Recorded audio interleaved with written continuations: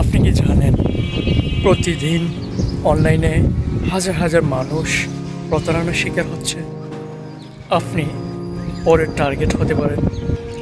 আজ আমি আপনাকে সহজ 5টি উপায় বলবো, যেগুলো মেনে চললে আপনি নিরাপদে থাকতে পারবেন। নাম্বার 1,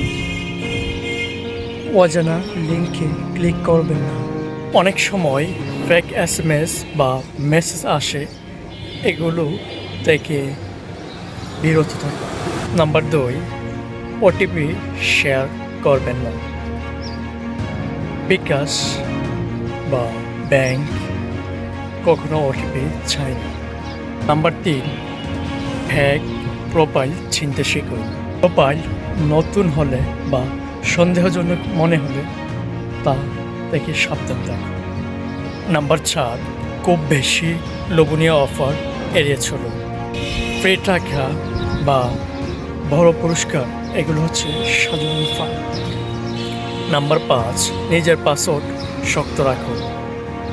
সংখ্যা, অক্ষর, প্রতীক ইত্যাদি ব্যবহার করে একটি মৌলিক পাসওয়ার্ড তৈরি করুন।